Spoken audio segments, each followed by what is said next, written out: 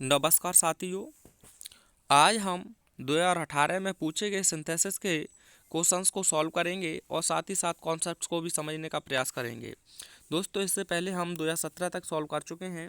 आप एक बार play list में विजिट कर सकते हैं। तो पहला क्वेश्चन है, ही फिनिश्ड हिज होमवर्क, उसने अपने गृह कार्य को समाप्त किया। और दूसरा सेंटेंस है उसी में सिंपल, ही वेंट टू प्ले, वह खेलने गया। इसे आपको एक सिंपल सेंटेंस में कन्वर्ट करना है।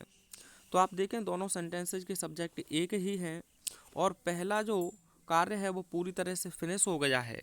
तो आप जानते हैं जब एक कार्य पूरी तरह से फिनिश हो जाए और दोनों सब्जेक्ट एक ही हों और दूसरा कार्य उसके बाद प्रारंभ हो तो आप पार्टिसिपल से बनाते हैं, लेकिन यहाँ कार्य पूरी तरह से फिनिश है तो आपको परफेक्ट पार्टिसिपल से बनाना होगा। परफेक्ट पार्टिसिपल में आप एक्टिव वॉइस में हैविंग से स्टार्ट करते हैं सेंटेंस को, थर्ड फॉर्म लिखने के बाद कॉमा से अगले सेंटेंस को जोड़ देते हैं। और पैसिव वॉइस में हैविंग बीन से शुरुआत करते हैं। तो यह एक्टिव में है तो सब्जेक्ट एक ही है तो आपको यह सब्जेक्ट हटा देना है। शुरुआत में ही आपको लिखना होगा हैविंग। उसके बाद थर्ड फॉर्म पहले से ही है फिनिश्ड, क्योंकि ईडी लगा है तो आप लिखेंगे हैविंग फिनिश्ड हिज होमवर्क। उसके बाद कॉमा लगाकर यहाँ एच स्मॉल हो जाएगा, ही वेंट टू प्ले। अब आप ये ना कहें कि ये थर्ड फॉर्म पहले थी, नहीं, क्योंकि ईडी लगा है इसलिए मैंने कहा है। तो having finished his homework comma ही वेंट टू प्ले, यह आपका सिंपल सेंटेंस हो जाएगा दोस्तों। अगला क्वेश्चन देखिए, ही वॉज नॉट अ पुलिसमैन, वह एक पुलिस वाला नहीं था। दूसरा सेंटेंस उसी में simple, he was not a thief, वह एक चोर नहीं था। इसे आपको कंपाउंड सेंटेंस में कन्वर्ट करना है। तो मैंने पिछले वीडियो लेक्चर्स में बताया है, अगर दोनों सेंटेंस नेगेटिव हैं दोस्तों, दोनों सेंटेंस नेगेटिव हैं और वह आपको एक कंपाउंड सेंटेंस की बनाने की कह रहा है, तो ऐसे में आपको कंजंक्शन जो रखना है, नाइदर या नीदर जैसे कहते हैं, डॉट डॉट नॉर, इससे पेयर बनाना है आपको। अगर सब्जेक्ट अलग है तो आप यहाँ सब्जेक्ट को रख देंगे और दूसरे सब्जेक्ट को यहाँ रख देंगे। अगर मान के चलिए वर्ब अलग है तो एक वर्ब को यहाँ रख देंगे, दूसरी वर्ब को यहाँ रख देंगे। अगर मान के चलिए कोई कॉम्प्लीमेंट अलग है तो आप कॉम्प्लीमेंट को यहाँ अलग रख देंगे। तो आइए मैं बनाकर दिखाता हूँ। तो देखें आप, दोनों सब्जेक्ट और नॉट तो एक ही है दोनों सेंटेंसेज में, तो इसमें से वॉज और सब्जेक्ट तो एक ही रहेगा, क्योंकि नॉट की जगह पर ही आप नीदर का यूज करने वाले हैं तो नॉट दोनों में से रिमूव हो जाएगा, क्योंकि नीदर ही नेगेटिव है। तो आप कॉम्प्लेक्स बनाएंगे तो आपको लिखना होगा ही वॉज।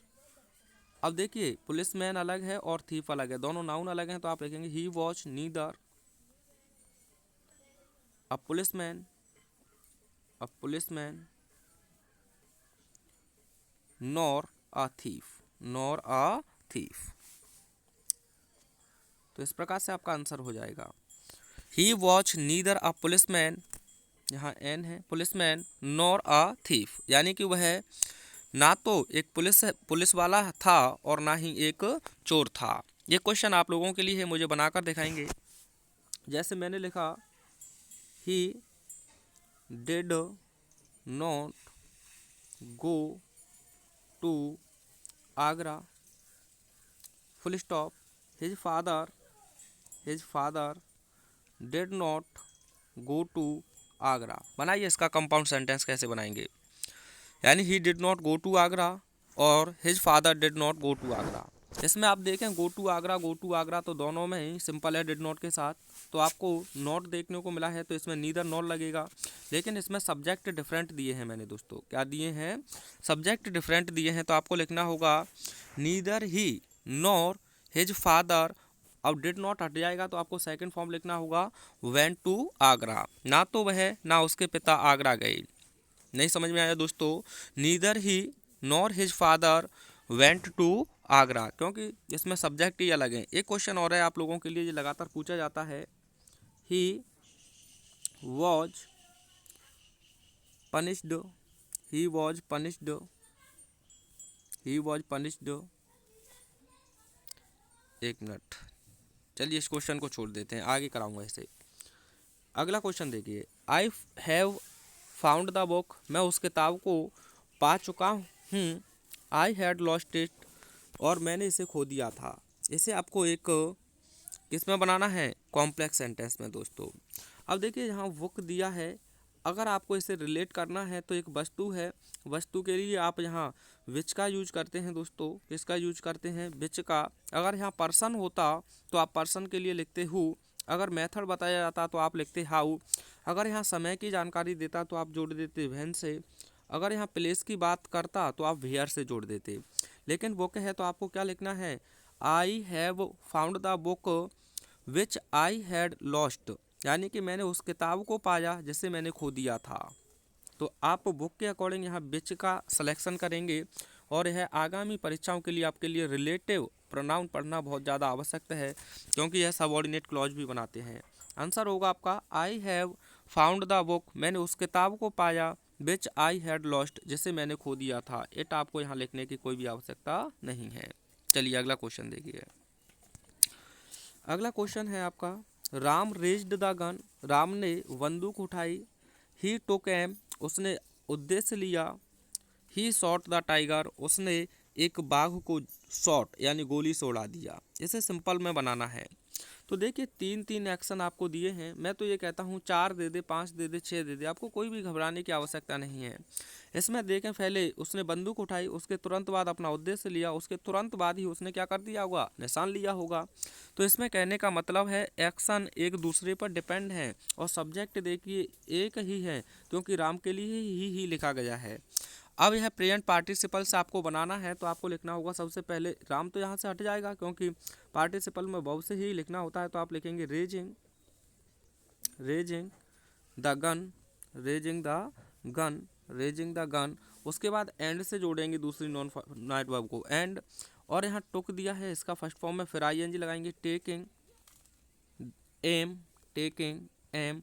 अब कॉमा लगाकर जो ही आया है उसे आपको नाउन लिखना होगा राम, और उसके बाद लिख देंगे shot the tiger, shot the tiger. Answer होगा आपका रेजिंग द गन, गन को उठाते हुए, एंड टेकिंग एम, और उद्देश्य को लेते हुए, comma Ram shot the tiger, Ram ने जो टाइगर था बाघ उसे गोली से उड़ा दिया। आपको कितने भी सेंटेंस दे दें, आपको घबराने की कोई भी आवश्यकता नहीं है। अगला सेंटेंस देखिए।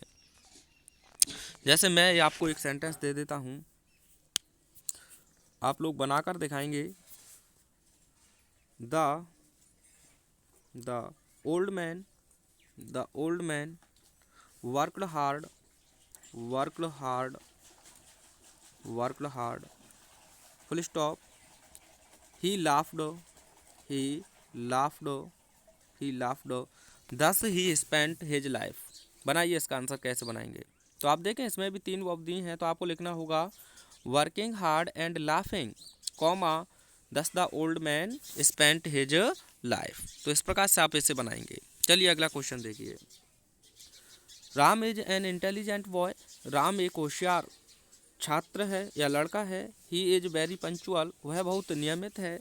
He studies in 12th class, वह 12वीं कक्षा में पढ़ता है। इसे भी सिंपल में बनाएंगे। तो राम के बारे में दो एक्स्ट्रा इन्फॉर्मेशन दी है। एक तो वह इंटेलिजेंट बॉय है और वह बहुत पंचुअल है। तो इसे आपको केस एंड अपोजिशन से बनाना होगा। तो आप लिखेंगे राम, उसके बाद आप लगाएंगे comma an intelligent, an intelligent, intelligent. उसके बाद आपको लिखना होगा and very punctual boy, very punctual boy, punctual boy, यहाँ लिख देता हूँ मैं बॉय। उसके बाद आपको लगाना होगा कॉमा, और यहाँ से ही हट जाएगा और जोड़ देंगे स्टडीज इन 12th क्लास। एक बार फिर ध्यान से सुना, Ram comma an intelligent and very punctual boy, comma studies in 12th class. इस प्रकार से आपका आंसर हो जाएगा। चलिए अगला क्वेश्चन देखिए। यह क्वेश्चन मैंने कराए हुए हैं, आप प्रीवियस वीडियो में भी देखेंगे तो यही पूछे गए थे। My niece practice as law, full stop, यानी कि जो मेरी भतीजी है वह लॉ कानून की प्रैक्टिस करती है। She is pursuing her research work, और वह अपने रिसर्च खोज के कार्य में लगी हुई है। कॉम्प्लेक्स सेंटेंस बनाना है।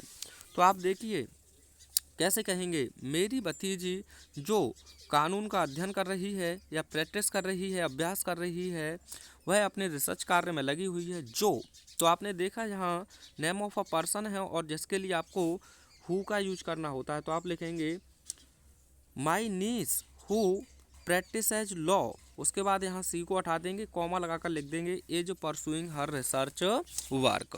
अगर मान के चलिए यहाँ ऑब्जेक्ट सजीव होता, जैसे आपके सामने मैं एक एग्जांपल लिखूँ, I met a boy full stop ही वॉज पुअर।